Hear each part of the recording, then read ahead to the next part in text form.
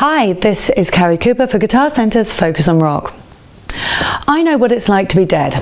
Some of the best songs in rock and roll were written during quiet, private moments of the creator, but others tell more of an obscure and amusing tale. So today we look at the track that brought together John Lennon, a sunken bathtub, actor Peter Fonda, and a whole lot of LSD. That track? The Beatles' 1965 song, She Said, She Said. Perhaps the only Beatles number Paul McCartney failed to play on, for reasons that we'll explain shortly.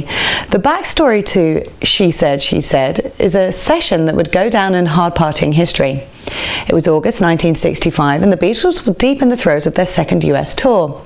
The British invasion well underway, Beatlemania was at its height in America. They'd recently broken records in terms of both revenue and attendance with their Shea Stadium show. More than 55,000 people turned up to rock out to the Fab Four, with the venue taking $304,000, the greatest gross ever in the history of show business at the time, paving the way for mammoth-scale outdoor events in rock to come.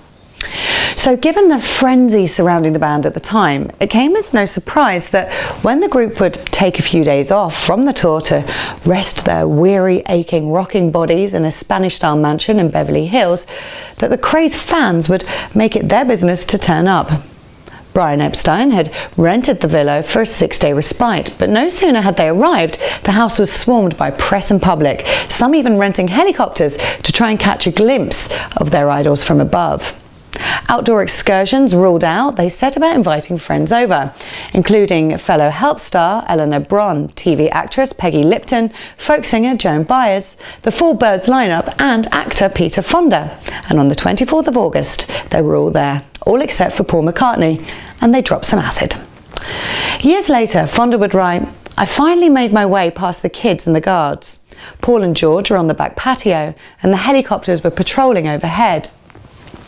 They were sitting at a table under an umbrella in a rather comical attempt at privacy. Soon afterwards, we dropped some acid and began tripping for what would prove to be all night and most of the next day.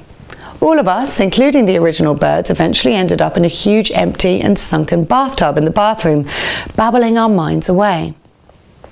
Despite being in the throes of an acid trip, one imagines being a somewhat sensitive time, Fonda, for some reason, deemed it a good moment to bring up his nearly fatal self-inflicted childhood gunshot accident, much to the dismay of fellow trippers, claiming that he knew what it was like to be dead.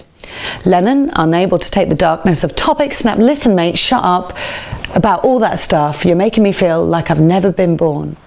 Later he explains, "We didn't want to hear about that. We were on an acid trip and the sun was shining and the girls were dancing and the whole thing was really, really beautiful, and it was the 60s, and this guy who I didn't really know kept coming over wearing shades saying, 'I know what it's like to be dead.' And we kept leaving him because he was so boring."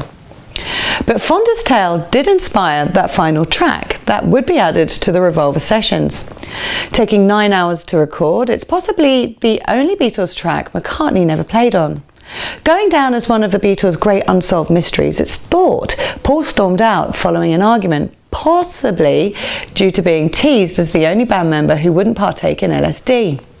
Another factor of note in She Said, She Said is Ringo Starr's drum performance.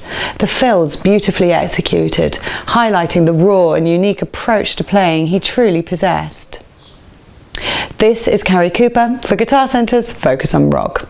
You can shop for the greatest selection of music gear on earth in store or at guitarcenter.com.